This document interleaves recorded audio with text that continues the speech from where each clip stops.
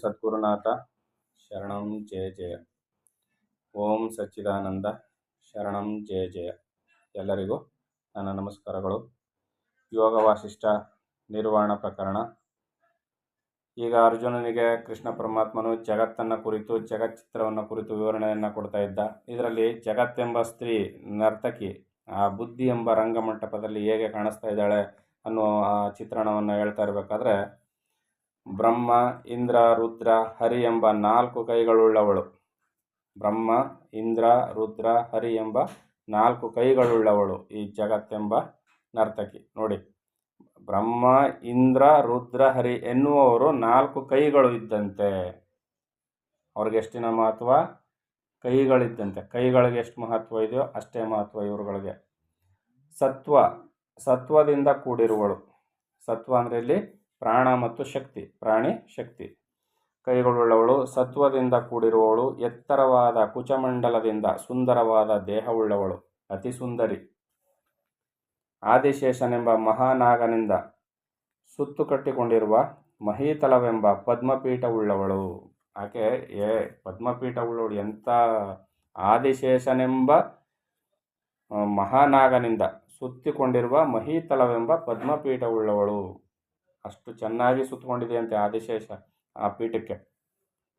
ಬೆಟ್ಟಗಳು ಕೂಡ ತರೆಗೆಲೆಗಳಷ್ಟು ಅಗಣ್ಯವಾಗುವ ಮಹಾಭುವನವೆಂಬ ಉದರಗಳುಳ್ಳವಳು. ಬೆಟ್ಟಗಳು ಕೂಡ ತರೆಗೆಲೆಗಳು ನೋಡಿದೀವಲ್ಲ, ತರೆಗೆಲೆಗಳಷ್ಟು ಬೆಟ್ಟಗಳು ಅಗಣ್ಯವಾಗಿ ಲೆಕ್ಕ ಮಾಡಲಿಕ್ಕಾಗದೇ ಇರೋಷ್ಟು ಮಹಾಭುವನವೆಂಬ ಉದರವುಳ್ಳವಳು. ಈ ಭೂಮಿ ಆ ನಾಟ್ಯಕಾರಿಗೆ, ಆ ಜಗತ್ತೆಂಬ ನಾಟ್ಯಕಾರಿಗೆ ಹೊಟ್ಟೆ ಇದ್ದಂತೆ, ಉದರವೆಂಬಂತೆ ಅಲ್ಲಿ ಇದೆ. ರಾತ್ರಿಯ ಅಂಧಕಾರವನ್ನು ತನ್ನ ಕಣ್ಣು ನೋಟವೆಂಬ ಮಿಂಚಿನಿಂದ ಪರಿಹರಿಸುವಳು. ತಾರೆಗಳೆಂಬ ವಿಚಿತ್ರವಾದ ಪುಳಕಗಳುಳ್ಳವಳು. ವಜ್ರಗಳೇ ಹಲ್ಲುಗಳಾಗಿರುವವಳು. ನಾನಾ ವ್ಯಾಪಾರ ಮಾಡುವ 14 ಜಾತಿಯ ಅಸಮವಾದ ಪ್ರಾಣಿ ಸಮೂಹಗಳೇ ರೋಮಾಂಚನದಂತಿರುವವಳು. ಪ್ರಳಯವಾದ ಕಾಲಿನವರೆಗೂ ಇಳಿಯುವ ಕದಂಬ ಪುಷ್ಪ ಮಾಲೆಗಳನ್ನು ಉಳ್ಳವಳು. ಮತ್ತು ಸಮಷ್ಟಿ ಜೀವ ಅಂದರೆ ನಾದ, ಈಶ್ವರ, ವ್ಯಷ್ಟಿ ಜೀವರುಗಳಿಂದ ಕೂಡಿದ್ದರೂ ಆಕಾಶವೇ ಮೈಯಾಗಿರುವವಳಾಗಿ ತ್ರಿಲೋಕವೆಂಬ ಈ ನಾನಾ ವಿಲಾಸಗಳಿಂದ ಕೂಡಿರುವ ಈ ಶ್ರೇಷ್ಠ ನಟಿಯು ಚಿರಕಾಲದಿಂದ ವಿಲಕ್ಷಣ ಚಿತ್ರಗಳನ್ನು ಬರೆಯುವ ಚಿತ್ರಕರ್ಮವನ್ನು ಚೆನ್ನಾಗಿ ಬಲ್ಲ ಚಿತ್ತವೆಂಬ ಚಿತ್ರಕಾರನಿಂದ ವಿಚಿತ್ರವಾಗಿ ಎಂದರೆ ಎಲ್ಲರೂ ಆಶ್ಚರ್ಯಪಡುವಂತೆ ಗಗನದಲ್ಲಿಯೇ ಶೂನ್ಯದಲ್ಲಿಯೇ ನಿರ್ಮಿತಳಾಗಿರುವಳು. ಅಂದರೆ ಇವಳು ಕೂಡ ಶಾಶ್ವತವಾದವಳಲ್ಲ. ಇವಳು ನಿರ್ಮಾಣ ಆಗಿರೋದೆಲ್ಲಿಂದ? ಚಿತ್ತೆಂಬ ಚಿತ್ರಕಾರನಿಂದ ನಿರ್ಮಾಣವಾಗಿರ್ತಕ್ಕಂಥವಳು. ಆ ಚಿತ್ತೆಂಬ ಚಿತ್ರಕಾರನೂ ಕೂಡ ಶಾಶ್ವತನಲ್ಲ, ಆತನು ಕೂಡ ಸಂಕಲ್ಪಮಯವಾದವನೇ. ನೋಡಿ ಎಷ್ಟೊಂದು ಎಲ್ಲಿಂದ ಎಲ್ಲಿಗೆ ಲೆಕ್ಕಾಚಾರವಾಗುತ್ತೆ. ಅಂದರೆ ನಾವು ಭ್ರಾಂತಿಗೊಳಗಾಗಿರೋದು ಎಷ್ಟು ಕೆಳಮಟ್ಟದಲ್ಲಿ ನಾವು ಭ್ರಾಂತಿಗೊಳಗಾಗಿದ್ದೀವಿ, ಎಷ್ಟು ಉನ್ನತ ಮಟ್ಟಕ್ಕೆ ನಮ್ಮ ಜ್ಞಾನವನ್ನು ಏರಿಸ್ಕೊಳ್ಬೇಕು. ಏರಿಸ್ಕೊಳ್ಳೋಕ್ಕದೇನು ದೊಡ್ಡ ಸಮಸ್ಯೆ ಏನಲ್ಲ, ಕ್ಷಣ ಮಾತ್ರದ್ದೇ ಅಲ್ವಾ. ಕ್ಷಣವನ್ನೇ ನಾವು ಯುಗಾಂತರದವರೆಗೂ ಬೆಟ್ಟದಷ್ಟು ಮಾಡ್ಕೊಂಡಿದ್ದೀವಿ. ಕ್ಷಣ ಮಾತ್ರದಲ್ಲಿ ಅದನ್ನು ಇಲ್ಲವಾಗಿಸ್ಬೋದು.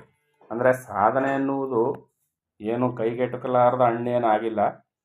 ಮನಸ್ಸು ಮಾಡಿದರೆ ಕ್ಷಣದಲ್ಲೇ ಈ ಬಂಧನವನ್ನು ಬಿಡಿಸ್ಕೊಳ್ಬೋದು ಅನ್ನೋದನ್ನು ಇಲ್ಲಿ ಪರಮಾತ್ಮ ತೋರಿಸ್ಕೊಡ್ತಾ ಇದ್ದಾನೆ. ಅದಕ್ಕಾಗಿ ಇದರ ಈ ವರ್ಣನೆಯನ್ನು ನಮಗೆ ಗೊತ್ತಾಗಲಿಲ್ಲ ಅಂದರೆ ಏನಾಗುತ್ತೆ ಅಂದರೆ, ಯಾವುದು ಸಣ್ಣದಾಗಿದ್ರೂ ಕೂಡ ಅಗಾಧವಾಗಿ ನಮ್ಮ ಕಣ್ಮುಂದೆ ಕಾಣ್ತಾ ಇದೆಯೋ, ಅದೀಗ ಬೆಟ್ಟದಂತೆ ಕಾಣ್ತಾ ಇದೆಯೋ, ಅದು ನಿಜವಾಗಿಯೂ ಬೆಟ್ಟದಷ್ಟು ದೊಡ್ಡದಲ್ಲ.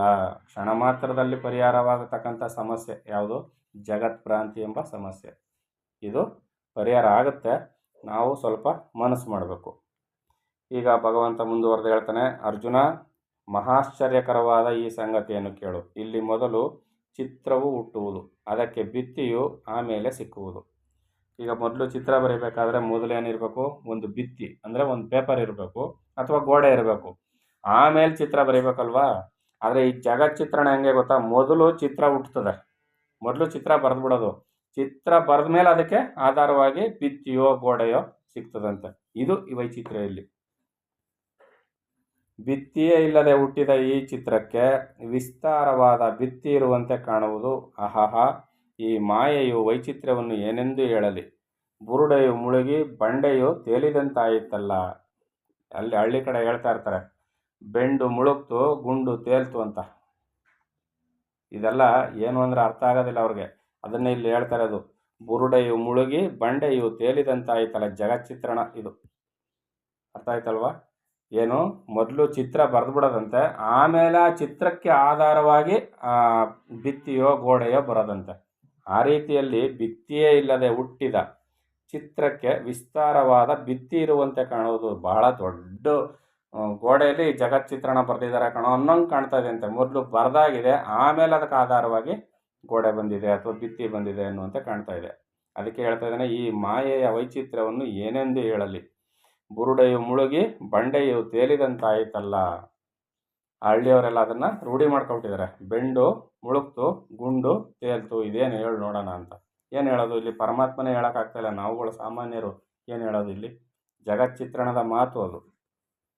ಚಿತ್ರದಲ್ಲಿರುವ ಚಿತ್ರಕ್ಕೆ ಸದೃಶ್ಯವಾಗಿರುವ ಆಕಾಶಾತ್ಮವಾದ ಜಗತ್ರಯದಲ್ಲಿ ಆಕಾಶದ ಆತ್ಮನೇ ಆದ ನಿನಗೆ ಅಹಂತ ಎಂಬ ಆಕಾಶತ್ವವು ಎಲ್ಲಿಂದ ಹುಟ್ಟಿತು? ನಿನಗೆ ಅಹಂ ಎನ್ನುವುದು ಎಲ್ಲಿಂದ ಹುಟ್ಟಿತು ನಿನಗೆ? ಯಾಕೆ? ಚಿತ್ರದಲ್ಲಿರುವ ಚಿತ್ರಕ್ಕೆ ಸದೃಶ್ಯವಾಗಿರುವ ಆಕಾಶಾತ್ಮವಾದ ಜಗತ್ರಯದಲ್ಲಿ ಆಕಾಶದಾತ್ಮನೇ ಆದ ನಿನಗೆ. ಆಕಾಶದಾತ್ಮನೇ ಅಂದರೆ ಚಿತ್ತಕ್ಕೆ ಒಡೆಯನಾದ ನೀನೇ ಆಗಿರುವಾಗ ಅಹಂ ಎನ್ನುವುದು ನಿನಗೆ ಎಲ್ಲಿಂದ ಬಂತು? ನಾನು ಜೀವಾತ್ಮ ಭಾವ ಎಲ್ಲಿಂದ ಬಂತು ನಿನಗೆ ಅಂತ ಪರಮಾತ್ಮ ಅರ್ಜುನನ ಪ್ರಶ್ನೆ ಮಾಡ್ತಾ ಇದ್ದಾನೆ. ಸರ್ವವು ಎಂದರೆ ಇರುವುದೆಲ್ಲವೂ ಚಿತ್ತಾಕಾಶದಲ್ಲಿ, ಚಿದಾಕಾಶದಿಂದ, ಚಿದಾಕಾಶವೇ ಮಾಡಿದುದು. ಏನು ಹೇಳ್ತಾ ಇದ್ದಾನೆ ಇಲ್ಲಿ? ಸರ್ವವು ಎಲ್ಲವೂ, ಇರುವುದೆಲ್ಲವೂ ಚಿದಾಕಾಶದಲ್ಲಿ, ಚಿದಾಕಾಶದಿಂದ, ಚಿದಾಕಾಶವೇ ಮಾಡಿದುದು. ಆಕಾಶದಲ್ಲಿ ಲೀನವಾಗುವುದು, ಆಕಾಶದಲ್ಲಿ ಆಕಾಶವೇ ಭೋಗಿಸಲ್ಪಡುವುದು, ಆಕಾಶವು ಆಕಾಶದಲ್ಲಿ ಹರಡಿರುವುದು. ಅಲ್ಲಿ ನೋಡಿದ್ರೆ ಮನಸ್ಸು ಮನಸ್ಸು ಮನಸ್ಸು ಅಂತಾರೆ, ಇಲ್ಲಿ ಆಕಾಶ ಆಕಾಶ ಆಕಾಶ ಅಂತಾರೆ. ಅಂದರೆ ಇಲ್ಲಿ ಬಯಲ ಸ್ವರೂಪವನ್ನು ತೋರಿಸ್ತಾ ಇದ್ದಾರೆ. ಅಲ್ಲಿ ಮನಸ್ಸೇ, ಮನಸ್ಸ ತಿಳಿಯುವುದು ಅದೇ, ಮನಸ್ಸಿನ ರಾಜ್ಯವನ್ನು ಮಾಡುವುದು ಅದೇ, ಮನಸ್ಸಿನ ರಾಜ್ಯವನ್ನು ಇಲ್ಲವಾಗಿಸುವುದು ಅದೇ. ಇಲ್ಲಿಯೂ ಕೂಡ ಆಕಾಶದಲ್ಲಿಯೇ ಚಿದಾಕಾಶದಲ್ಲಿ, ಚಿದಾಕಾಶವೇ ಚಿದಾಕಾಶದಲ್ಲಿಯೇ ಲೀನವಾಗುತ್ತದೆ, ಆಕಾಶದಲ್ಲಿ ಆಕಾಶವೇ ಭೋಗಿಸಲು ಪಡ್ತದೆ, ಆಕಾಶದಲ್ಲಿ ಆಕಾಶವು ಹರಡಿಕೊಂಡಿದೆ ಅನ್ನೋದನ್ನು ಇಲ್ಲಿ ಹೇಳ್ತಾ ಇದ್ದಾರೆ. ಇದು ಅರ್ಥ ಆಗಬೇಕಾದ್ರೆ ನಾವು ಚೆನ್ನಾಗಿ ಮನಗಾಣಬೇಕು, ಚೆನ್ನಾಗಿ ವಿಚಾರ ಮಾಡಬೇಕು ಮನಸ್ಸಿನ ರಾಜ್ಯ ಎಷ್ಟು ದೊಡ್ಡದು ಅಂತ. ವಾಸನ ಎಂಬ ಹಗ್ಗದಿಂದ ಬದ್ಧವಾಗಿ ನೋಡಿ, ನಮ್ಮನ್ನು ಕಟ್ಟಾಕೋದಕ್ಕೆ, ಈ ಜೀವತ್ವವನ್ನು ಕಟ್ಟಾಕೋದಕ್ಕೆ ಯಾವ ಹಗ್ಗವನ್ನು ಬಳಸಿದ್ದಾರೆ ಅಂದರೆ, ಯಾವ ಹಗ್ಗ ಬಳಸಲ್ಪಟ್ಟಿದೆಯಪ್ಪ ಅಂದರೆ ವಾಸನ ಎಂಬ ಹಗ್ಗದಿಂದ. ಯಾವುದೋ ಒಂದು ವಿಚಾರವಾಗಿ ಮನಸ್ಸಿಗೆ ಹಿಡಿಸ್ತು ಅಥವಾ ಮನಸ್ಸಿಗೆ ಅಂಟ್ಕೊಂಡಿದೆ, ಆ ವಿಚಾರವನ್ನೇ ಸದಾಕಾಲ ಸ್ಮರಣೆ ಮಾಡ್ತಾ ಇರೋದು, ಇದನ್ನು ವಾಸನ ಅಂತ ಕರೀತಾರೆ. ಆ ವಾಸನ ಹಗ್ಗ ಏನು ಮಾಡುತ್ತೆ? ನಮ್ಮನ್ನು ಜೀವಿಯನ್ನು ಬಂದಿಯನ್ನಾಗಿ ಮಾಡ್ತದೆ. ವಾಸನ ಎಂಬ ಹಗ್ಗದಿಂದ ಬದ್ಧವಾಗಿ ದೀರ್ಘವಾದ ಸಂಸಾರ ಭ್ರಮಣವುಳ್ಳದ್ದಾಗಿರುವುದೇ ಈ ಜಗತ್ತು. ದೀರ್ಘವಾಗಿ ಸಂಸಾರವೆಂಬ ಭ್ರಾಂತಿಯಲ್ಲಿ ಬಿದ್ದುಕೊಂಡಿದ್ದೀವಿ, ಅದೇ ಈ ಜಗತ್ತು. ಇದು ವಾಸನೆಯಿಂದಲೇ ಇರುವುದು ಅರ್ಜುನ, ಇದು ನಡೆಯುವುದು ವಾಸನೆಯಿಂದಲೇ. ಜಗತ್ತು ನಡೀತಾ ಇರೋದು ಯಾವುದು? ವಾಸನಾ ಫಲದಿಂದಲೇ ಜಗತ್ತು ನಡೀತಾ ಇರೋದು. ಕನ್ನಡಿಯಲ್ಲಿ ಕಾಣುವ ಪ್ರತಿಬಿಂಬದಂತೆ ಇದು ಬ್ರಹ್ಮದಲ್ಲಿ ಕಂಡ ಬ್ರಹ್ಮದ ಪ್ರತಿಬಿಂಬವು. ಛೇದ ಭೇದಗಳಿಗೆ ಇದು ಸಿಕ್ಕುವುದಿಲ್ಲ. ಇದಕ್ಕೆ ಬ್ರಹ್ಮವಲ್ಲದೆ ಇನ್ನು ಯಾವುದು ಆಧಾರವೇ ಇಲ್ಲ. ಬ್ರಹ್ಮದಲ್ಲಿ ಬ್ರಹ್ಮದಿಂದಲೇ ಪ್ರತಿಬಿಂಬಿಸಿರುವ ಆಕಾಶ ರೂಪವಾದ ಈ ಜಗತ್ತು ಇನ್ನೊಂದರಿಂದ ಛೇದ ಭೇದಗಳನ್ನು ಪಡೆಯುವುದಿಲ್ಲವಾಗಿ ಯಾವುದನ್ನು ಹೇಗೆ, ಯಾರು ಯಾತರಿಂದ ಛೇದಿಸುವುದು, ಯಾತರಿಂದ ಭೇದಿಸುವುದು? ಬ್ರಹ್ಮದಲ್ಲೇ ಕಾಣಿಸ್ಕೊಂಡು ಬ್ರಹ್ಮದಲ್ಲೇ ವಿಲಯವಾಗತಕ್ಕಂಥ ಇದನ್ನು ಛೇದನೂ ಮಾಡೋಕ್ಕಾಗಲ್ಲ, ಭೇದನೂ ಮಾಡೋಕ್ಕಾಗೋದಿಲ್ಲ. ಇದನ್ನು ಯಾವ ರೀತಿಯಲ್ಲೂ ಪರಿಹಾರ ಮಾಡೋಕ್ಕಾಗೋದಿಲ್ಲ. ಆದ್ದರಿಂದ ಹೀಗೆ ನೀನು ತಿಳಿದುಕೊಂಡರೆ ನಿನಗೆ ವಾಸನ ಅಭಾವವು ಲಭಿಸಿದಂತೆ. ಇವುಗಳನ್ನ ಛೇದ ಭೇದ ಮಾಡಬೇಕಾದ್ರೆ ಏನು ಮಾಡಬೇಕು? ಜಗತ್ತೆಂಬ ಭ್ರಾಂತಿಯನ್ನು ವಾಸನ ನಿರ್ಮೂಲವನ್ನು ಮಾಡಿಕೊಳ್ಳಬೇಕು. ಮನಸ್ಸಿನ ಸಂಕಲ್ಪವನ್ನು ನಿಲ್ಲಿಸಬೇಕು. ಮನಸ್ಸಿನ ಸಂಕಲ್ಪವನ್ನು ನಿಲ್ಲಿಸಬೇಕಾದ್ರೆ ಏನು ಮಾಡಬೇಕು? ಮನಸ್ಸಿಗೆ ಶಕ್ತಿಯನ್ನು ತುಂಬಬೇಕು, ಅಂತಃಕರಣಕ್ಕೆ ಶಕ್ತಿಯನ್ನು ತುಂಬಬೇಕು, ಅಂತಃಕರಣವನ್ನು ಶುದ್ಧಗೊಳಿಸಬೇಕು. ಅದಕ್ಕೆ ಬೇಕಾದಂಥ ಸಾಧನಗಳನ್ನ ಮಹಾತ್ಮರುಗಳು ಕಂಡುಹಿಡಿದು ಕೊಟ್ಟಿರೋದು. ಇಲ್ಲಾಂದರೆ ಸುಮ್ಮನೆ ಏನೇನೋ ಮಾಡೋದಿಲ್ಲ. ಬೇಕಾದಷ್ಟು ನಮಗೆ ಪೂಜಾ ಪರಿಕರಗಳನ್ನ ಹೇಳ್ಕೊಟ್ಟಿದ್ದಾರೆ, ಪೂಜಾ ವಿಧಾನಗಳನ್ನ ಹೇಳ್ಕೊಟ್ಟಿದ್ದಾರೆ, ಭಕ್ತಿ ಮಾರ್ಗವನ್ನು ಹೇಳ್ಕೊಟ್ಟಿದ್ದಾರೆ, ಧ್ಯಾನ ಮಾರ್ಗವನ್ನು ಹೇಳ್ಕೊಟ್ಟಿದ್ದಾರೆ, ಯೋಗ ಮಾರ್ಗವನ್ನು ಹೇಳ್ಕೊಟ್ಟಿದ್ದಾರೆ, ಜ್ಞಾನ ಮಾರ್ಗವನ್ನು ಹೇಳ್ಕೊಟ್ಟಿದ್ದಾರೆ. ಯಾವುದಾದ್ರೂ ಒಂದನ್ನು ಬಿಗಿಯಾಗಿ ಹಿಡ್ಕೋಬೇಕು, ಗಟ್ಟಿಯಾಗಿ ಹಿಡ್ಕೊಂಡು ಅದರಲ್ಲಿ ಗುರುಮುಖೇನ ಚೆನ್ನಾಗಿ ತಿಳಿದು ಗುರುವಿನ ಉಪದೇಶದ ಅನುಸಾರವಾಗಿ ನಡಿಬೇಕು. ಇಲ್ಲಾಂದರೆ ಈ ಜಗದ್ಭ್ರಾಂತಿಯನ್ನು ವಾಸಿ ಮಾಡ್ಕೊಳ್ಳೋದು ಭಾರಿ ಕಷ್ಟ. ಅದರಿಂದ ಇಲ್ಲಿ ಸಾಧನೆ ಬಹಳ ಮುಖ್ಯ.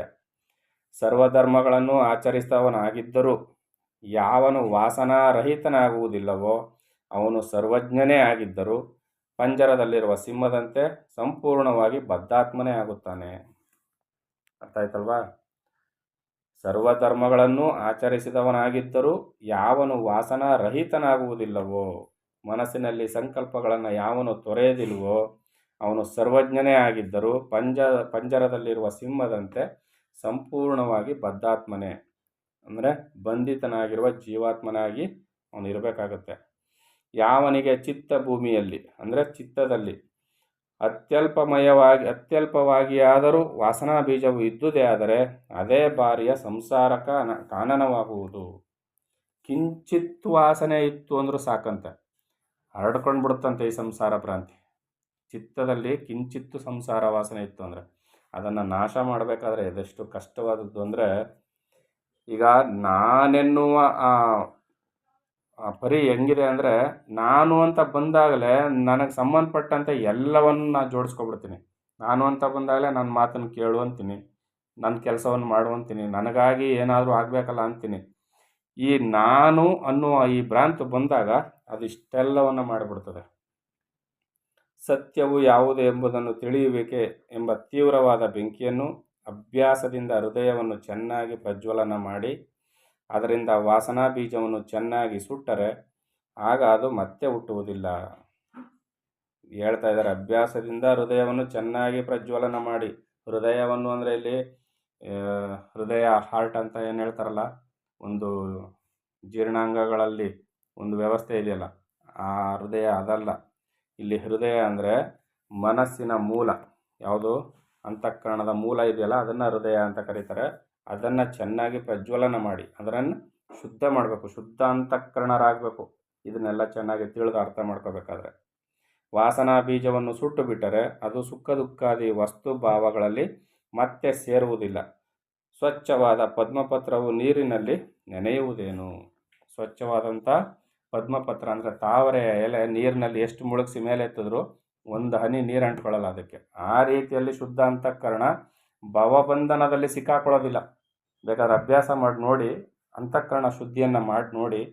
ಅದಕ್ಕೆ ಬಹಳ ಕಠಿಣವಾದ ಶ್ರಮದ ಸಾಧನೆ ಬೇಕು. ಮಾಡಿ ನೋಡಿದಾಗ ನಿಮಗೆ ಅದು ಅನುಭವಕ್ಕೆ ಬರುತ್ತೆ.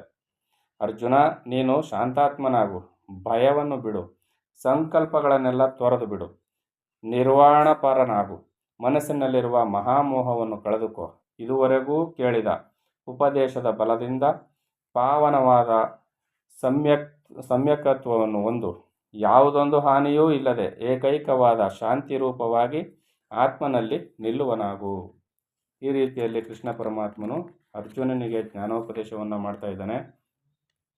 ಈ ಮಾತುಗಳನ್ನ ಯಾರು ಹೇಳ್ತಾ ಇದ್ದಾರೆ ಅಂದರೆ, ಕೃಷ್ಣ ಭಗವಾನನು ಅರ್ಜುನನಿಗೆ ಈ ರೀತಿಯಲ್ಲಿ ಹೇಳ್ತಾನೆ ಮುಂದೆ ಭವಿಷ್ಯತ್ತಿನಲ್ಲಿ ಅಂತ. ಆ ಮಾತುಗಳನ್ನ ರಾಮನಿಗೆ ವಸಿಷ್ಠರು ಇಲ್ಲಿ ಹೇಳ್ತಾ ಇದ್ದಾರೆ. ಮುಂದುವರೆದು ಏನಾಗುತ್ತೆ ಅಂತ ಮುಂದಿನ ಆಡಿಯೋದಲ್ಲಿ ನೋಡೋಣ. ಎಲ್ಲರಿಗೂ ಒಳ್ಳೆಯದಾಗಲಿ. ಓಂ ಸದ್ಗುರುನಾಥ ಶರಣಂ ಜಯ ಜಯ. ಓಂ ಸಚ್ಚಿದಾನಂದ ಶರಣಂ ಜಯ ಜಯ. ಹರಿ ಓಂ ತತ್ಸತ್. ಹರಿ ಓಂ ತತ್ಸತ್. ಹರಿ ಓಂ ತತ್ಸತ್.